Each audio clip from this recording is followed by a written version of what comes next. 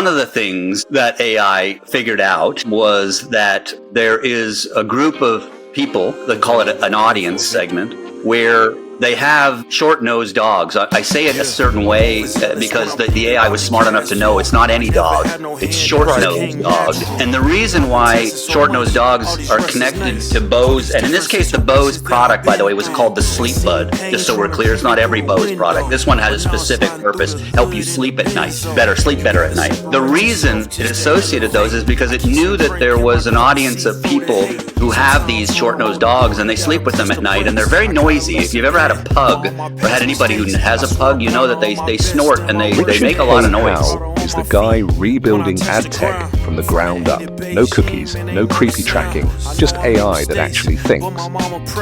While others chase identities, he's chasing why we care. And trust me, his AI knows more about your snoring pug than your data broker ever will. Multi-billion-dollar complex federal court litigation. We do it day in, day out. And we've built a team dedicated to doing nothing but keeping you safe in the most dangerous litigation in the world.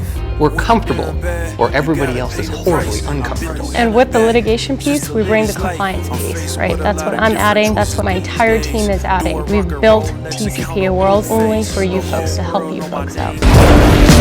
How exactly are you going to save advertising from itself? We're going to save it by asking a different question than has been historically asked. The question that has been asked for probably the last 30 years and has formed the basis for the way audiences are discovered and targeted is, who is someone? And the reason that question has been asked is because you're compiling data about consumers in a database. And the more information you can compile about them, meaning the more you can figure out about who they are, the better the system works. With cookies going away and other privacy legislation coming in, that's becoming obsolete. In fact, it's becoming to the point where you can't actually do it at scale anymore. So we upended that. We said, look, there's a better question that's been wanting to be answered in ad tech and in data and in analytics, but just couldn't be answered. And that question was not so much who someone is, but why is it they're interested in things? And large language generative AI provided a means to answer that question at scale and consequently, provide a solution to the biggest problem facing the advertising industry online. So your company, Inuvo, has an AI-driven model that can predict consumer intent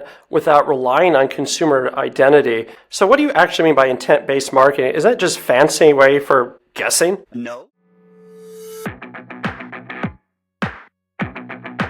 If last touch attribution worked, your waiter would take full credit for your meal.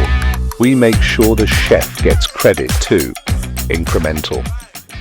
No. Intent in this context is really the motivation. What is motivating the consumer to make a purchase decision at this moment in time? And that really is the answer to the question why, i.e. why are they in front of a screen right now and why are they interested? And large language generative AI provided the means to do that and to do it without knowing anything about a consumer. That's the key to the solution. So you claim that your AI once connected Bose headphones to owners of snoring pugs. Can you walk me through that insane leap? How did the team even land on snoring dogs? Did you start by Googling annoying sleep disruptions, or why does my dog sound like Darth Vader?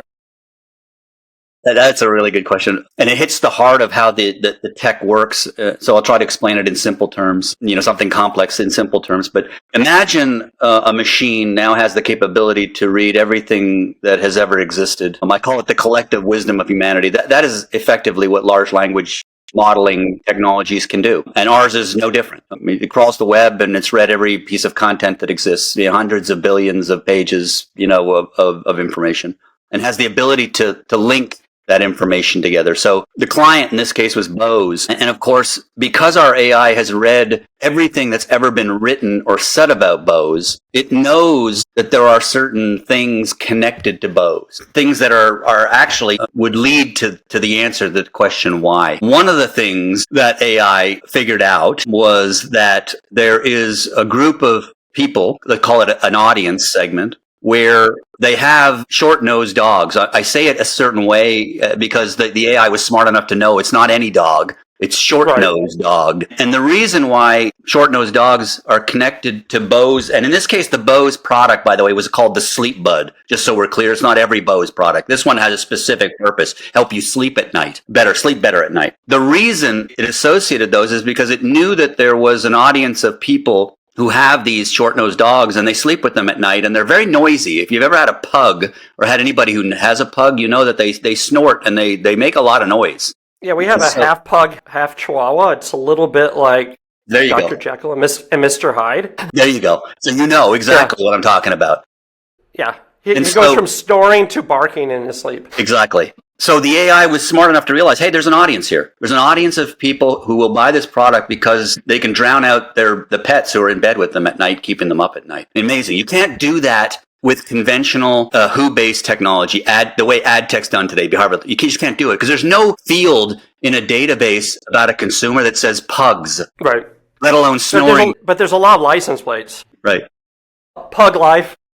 Right. You know, the other thing about that one that was interesting is that was just one micro segment, and that's actually the power of this tech, is it can get at audiences that you can't get, even if they're small audiences, which in this case it would be. It's a small audience, right, of people, but you can get them. The other audience that came up with that client was northern geographies. Any idea why that might be a choice? Why did suddenly people in Norway and Iceland and Alaska would the AI say that's a target?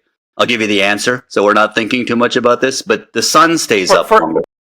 I was going to ask for pugs or sleeping. I wasn't. No, it was a different reason. It was the sun stays up a long time. Now, that's keeping people up. And it's amazing, right? So is identity targeting dead? It's on its way to being dead. The cookie, deprecation problem is probably the one most people realize and talk about in this context. Cookies are the backbone of at least open web-based ad targeting. There's not a decision that gets made for whether or not you want to place an ad on a page that doesn't involve first saying, is there a cookie ID? And of course, the reason for that is because they need to know who you are so that they can look up your data in a database and figure out, are you a match for whatever product or service they're selling? As those cookies have been deprecating, people are just ignoring the transactions that don't include the ID.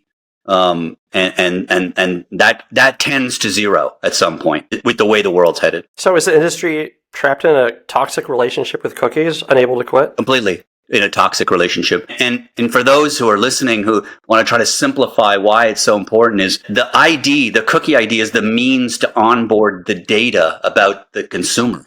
And if you don't have the ID, you can't onboard the data. The data's useless. So be brutally honest here. Do traditional ad tech execs secretly know they're selling snake oil, or are they just ignorant? I don't think they're ignorant. I think this is more along the lines of, when people keep doing the same thing and they've been doing it for many years and all the people who come out of school have been trained to do it a certain way, you don't think about the problems a different way. And so, you keep doing what you're doing because you believe that's the only way to do it. It's a paradigm problem.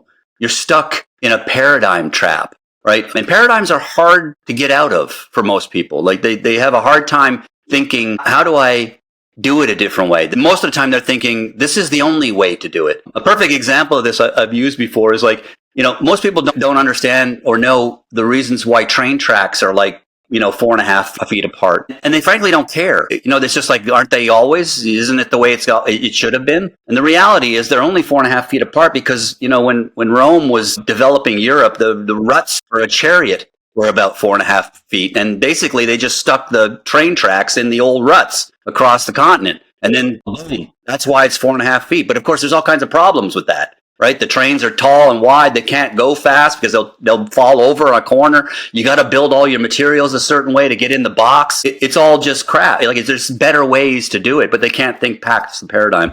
The same is true here. You're so fixated on identity, looking up information in a structured database, using that to figure out if you should place the ad that you can't think beyond it. So you started your career in building actual tangible stuff, bridges and oil platforms, stuff that could actually kill you if built wrong. How did that experience shape your take on building technology companies today? I was really, my undergraduate degree is in structural engineering. So that's the context for that. My first degree was in structural engineering. My second degree was more in computer science.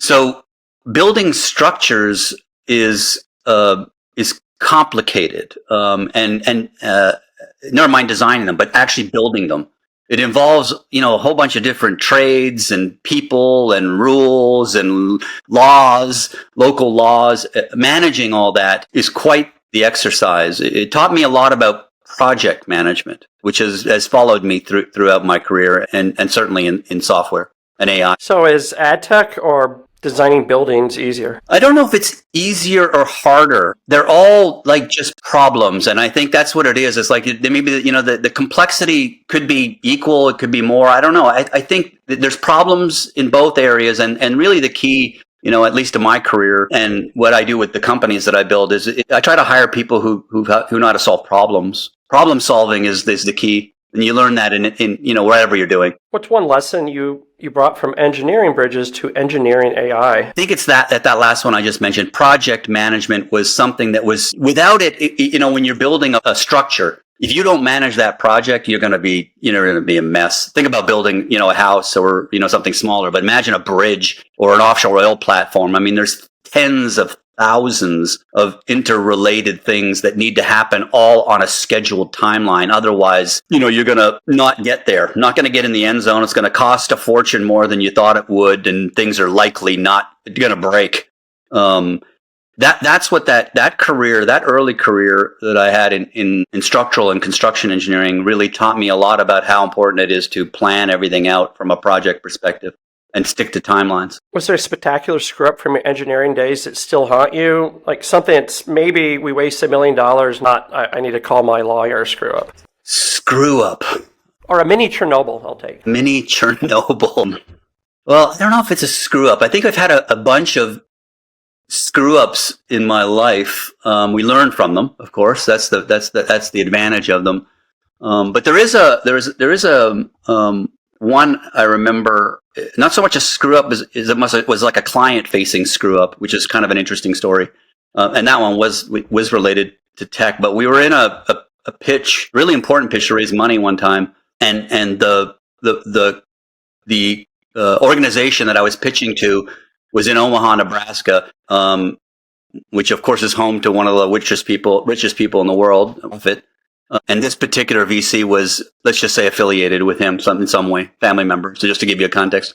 And we were struggling in this meeting to try to raise money to explain to these people how our technology could read credit card transactions and figure out things about consumers based on that. And the main guy, as a guy in this case, couldn't get his head around it. He just kept saying, "I don't get it. I don't understand it." And we were hearing this for like an hour, and we got so fed up. In the middle of the presentation, we looked at this individual who, by the way, was well put together with that great suit and the great hair and the cufflinks and the watch. He had the look.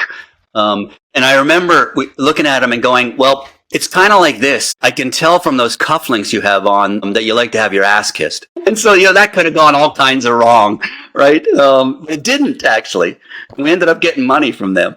Like he kind of started laughing and said, "Oh, okay, that's funny," right? But that could have been a monumental screw up. Do you ever miss when your success wasn't measured in clicks from bored teenagers?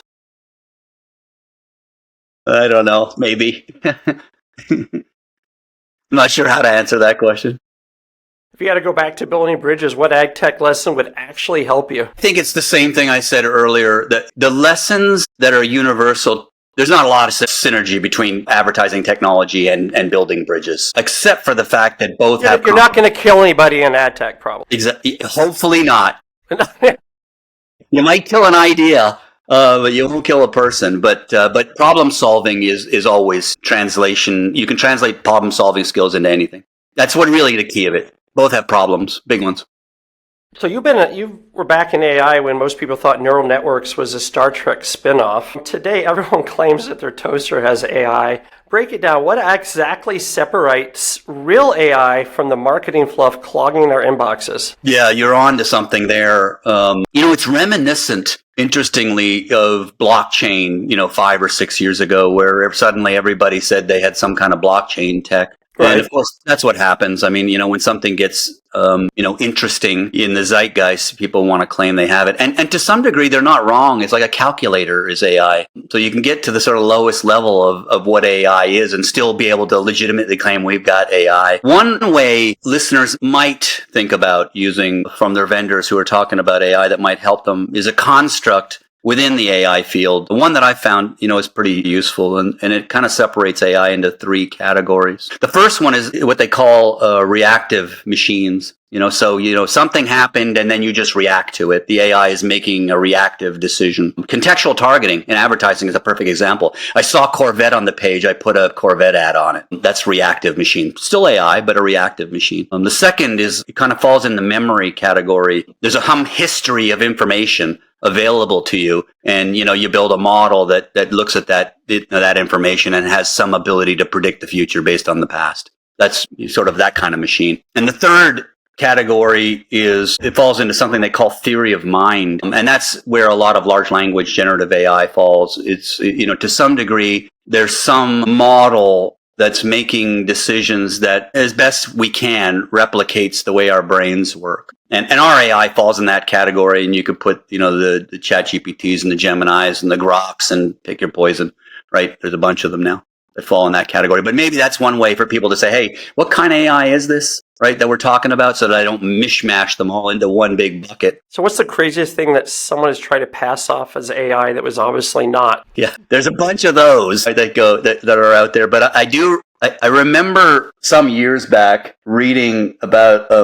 a juice machine company that said they got a juice machine that has AI in it. The AI powered juice machine. Right. And they raised, by the way, a whole bunch of money on the back of that positioning. But this machine literally took, a package with fruit in it that was sealed that you'd stick in the machine and squeeze it and the juice would come out. There was no AI involved in this, right? It's like anybody could do this, but there it is. I mean, there's a ton of those. What's the biggest misconception about AI right now that everyone is consistently getting wrong? I think it's fear. It's not really so much a misconception. There's fear associated with AI. And that's, it's the same thing we humans always struggle with. It's the fear of the unknown. What's this thing doing? How is it actually doing it?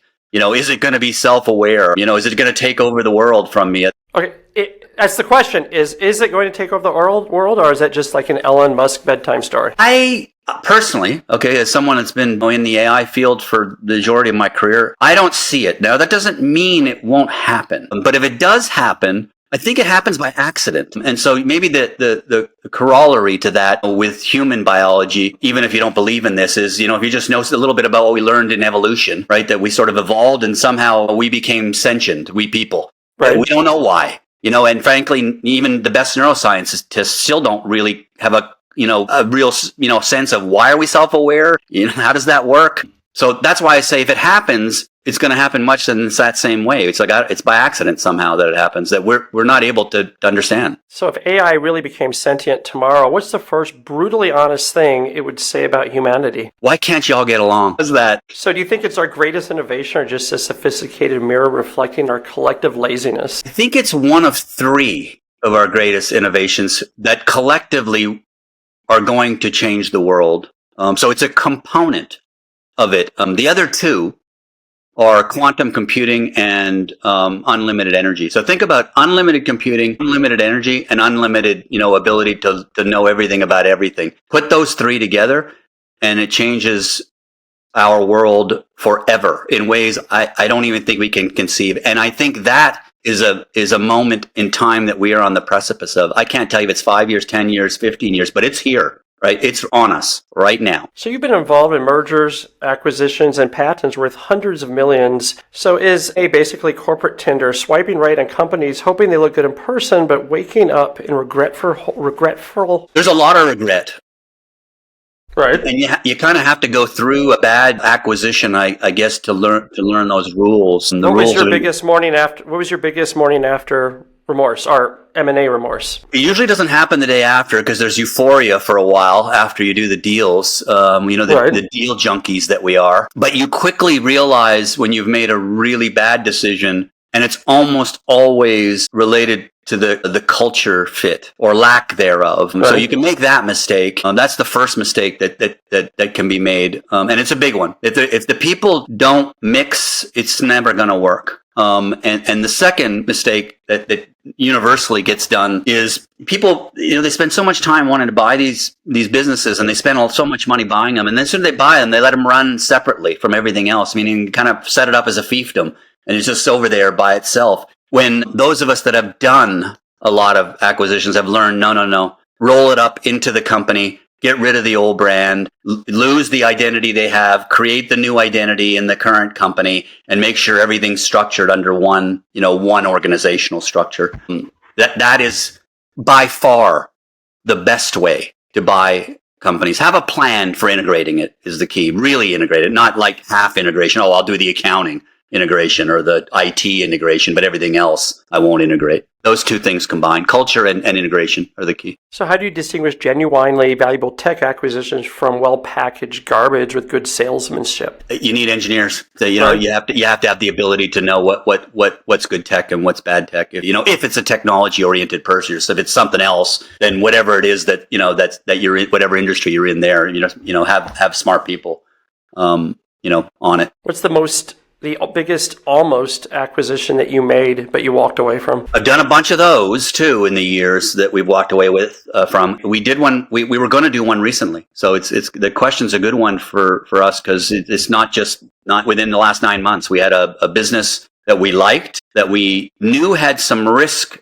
associated with its markets, but we figured that those markets, there was like a 3-year maybe lifespan on the problem, right? Like we had 3 years to solve it. We made a pretty decent bid for it, and getting close to the finish line, we were a leading bidder. So we probably, might have won this acquisition, but we backed out. And we got some anxiety over that premise, that thesis that, the market problem was going to be, 3 years, in the making, that we'd have 3 years to kind of fix it. And we knew we could. Don't get me wrong. The market issue wasn't the issue. It's the time of the problem in that market that was the issue. And so we backed out, and not 1 month later, the market they serve effectively went to crap. We were like, holy moly, we could have been stuck with this thing. And of course, the entire value of the value proposition would have been, shot. So yeah, that one's very, very fresh. Thank goodness we backed out. So why do so many huge acquisitions crash and burn right after champagne popping?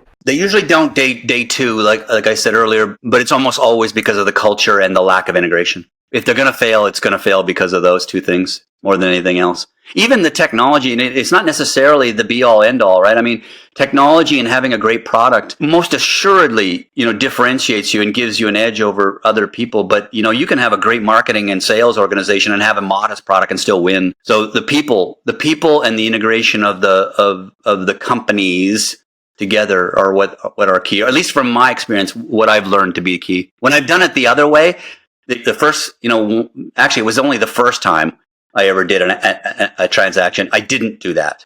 And that one was a disaster. If you could acquire any company tomorrow for fun, what company would it be? And what would you do with it? Yeah, I'm going to go back to what I said is like where we are right now. The combination of quantum computing, low cost energy, solving the energy problem, which we will, and AI. I personally have a very, very strong interest in quantum computing, quantum technology. It's always been. I'm at heart, I'm a nerd. Right. And quantum, the world of the small, has always fascinated me. Right. Like right. Which always cracks me up when people talk about quantum leaps. They're like, yes, this is a huge quantum leap, and I'm going, Right. It's small. Exactly. Yeah, I don't know that, time and space, don't behave right there. And I love that. That's the part that attracts me to it. So if the answer to your question, if I had unlimited money right now and I could do anything I wanted, I'd buy a quantum computing company because I like it. It's probably the wrong decision because, the big folks are going to kill it there. They have too much money. They're going to win, but it'd be fun. And not just to kill cats, right? Right. Yes. There you go. Schrodinger. Yeah. Let's move on. My favorite part is always I like stranding people on desert islands. You chose to be stuck on a desert island with your wife of 47 years, your 3 lifelong best friends, and for some wonderfully bizarre reason, you resurrected Karen Carpenter. I did. What's the story here? Is Karen Carpenter the soundtrack, the chef, or the therapist? She's the therapist in this model. So I picked Karen Carpenter because it's truly what I would like to see happen, because the world I live in, this world of building companies is difficult. It's stressful on many dimensions. Life is stressful. Right. The first thing I do, like when I'm feeling a little bit too much stress in my life, is I'll put my headphones on and I'll stick, Karen Carpenter on. Her voice is haunting, and it just kind of takes me to a different place, and I forget about all my woes. So that's it. So like if I'm stuck on an island and and the proverbial shit's hitting the fan, I think we might need a little Karen singing to calm us down. So does your marriage vows specifically exclude resurrected celebrities? And how long before one of your friends tries to build a raft just to escape the endless loop of Carpenter hits? Yeah, right. There's one in that gang who would for sure, bail, at the first time he could. So what survival role does each person fill here? The hunter, builder, entertainer, or complainer? Well, we already know who the entertainer is. The entertainer and the therapist is Karen in this model. My wife and friend of 47 years would be the chef. My best male friend, his name's Big Al. He would be the organizer. He's incredible at that. My other buddy, Steve, who I've known about actually longer than I've known my wife, he would be the builder. He is that guy. And then the other friend I've got would be the comedian. So maybe a little offset to Karen, but his nickname's Bonehead, by the way. So that might tell you something about how we feel about him sometimes. You can only take him for short periods of time before you're like, enough already. He's always telling jokes and everything. So he'd be the sideshow. So who among your chosen crew is going to be voted off the island first, and why? It would be Bonehead for sure. We'd all at some point probably say, he's got to go, man. If you could swap Karen Carpenter with any other dead celebrity musician halfway through the ordeal, who would you bring? This may say something about how nerdy I am as well, but I think it'd be William Shatner. I mean, just because it's Captain Kirk. I don't, it's like I gotta have Captain Kirk around. So now that we learned a little bit about your strange island fantasies, let's move on and dive into more personal, embarrassing stuff. You've got patents, awards, global businesses, but everyone has kryptonite. Let's spill it out. What is the one thing you are hilariously terrible at, despite your genius at everything else? Yeah, it's interesting thing about weaknesses. They're actually strengths in disguise. A lot of times. So, I've said this to a lot of people that have worked for me over the years, like your strengths when they're overdone become your weakness. So one of the flaws that I have as a human is I have a bit of a compulsive nature, particularly as it relates to problems. It's almost like when there's a problem I've got to get on, there's no not solving it. Like it's like the Big Bang Theory and Sheldon knocking 3 times on the door all the time. It's like there's no answer other than I've got to solve this problem, and I'm relentless. Like I have to solve it. It's a compulsion. Like my world will not be right until I solve this problem. That has actually been a tremendous strength in creating companies, mostly as a result of just the perseverance that comes from that. Because I have a compulsion, I'm not going to give up. I try not to fail. Ultimately, I'll fail along the way, but I won't fail. Is the answer. I'll get in the end zone some way, even if I fail along the way. Unfortunately, in personal life and in relationship life, it can be a little hard for the other party, because the same thing happens in life. I'll have a personal, challenge with, a friend or even my wife, and it's like, I got to solve it now. And it's like, there's no not solving it now. We're going to solve it right now. And, they're like, I don't want to solve it now. Get out of here. Right? And I'm like, no, you understand? I got to solve it now. Right. Right, if your wife were here, she would say it's your most annoying habit or something else. It's one of a number of annoying habits, probably, she would say I would have. Right. Is there an everyday task that absolutely defeats you every time you try it? Yeah, taking out the garbage. I can't tell you. I've been living in this house for 20 years. I can't tell you what day the garbage is. It's the stupidest thing. It's like, in fact... It's not the same day, or it is? No, it's the same damn day. And I think it's Monday, but this is how I'm not kidding about it. Like it might be Tuesday or Wednesday. I don't know. It's like the simplest things sometimes escape me.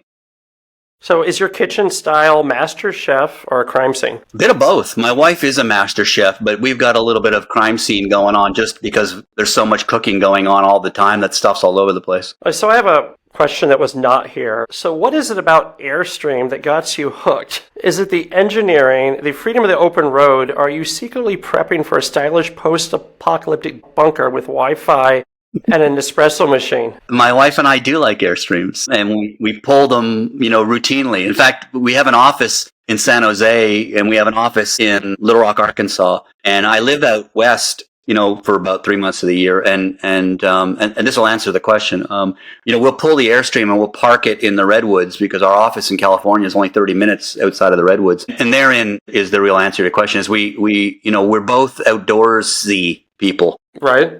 So we prefer the mountains and the trees and the nature. And we like that experience of having the Airstream in the middle of the woods somewhere, and enjoying, I don't know, you come home from work and instead of what you normally do, I guess, watch some TV and, see whatever nonsense going on in the world, you just sit in front of the fireplace, outside the Airstream, light a fire and have a drink and, chill. So if you could swap lives with him for 24 hours just to cause chaos, who would you pick and what havoc would you gleefully unleash? So anybody I could swap out lives with for a day or so. Well, Karen Carpenter probably told you that I like music. The other aspect of music I like is I've always been a fan of heavy metal music, going back to my early days as a teen. You'd be like Motorhead. Is it Motorhead or Metallica? Metallica. James Hetfield would probably, but the older James, not the younger James. I think I would enjoy, seeing a day in the life of the 60-year-old James Hetfield more than I would the 19-year-old Hetfield. That would be fun. The experience associated with that, what he goes through, the preparation. Obviously, hugely successful band with unbelievably great musicianship. It'd be fun to see that. So if you penned your autobiography tomorrow, what's the brutally honest and laugh out loud funny title you choose for your life story?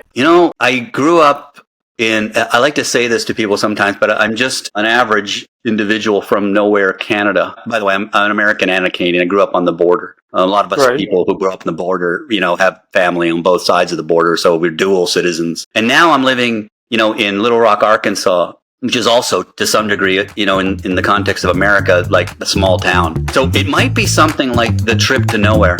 Came from nowhere and I'm nowhere. The Trip to Nowhere. That was Richard K. Howe, engineer, AI whisperer, and the only guy in Adtech who can connect a snoring pug in Reykjavik to a product sale without asking for your name, birth date, or browser history.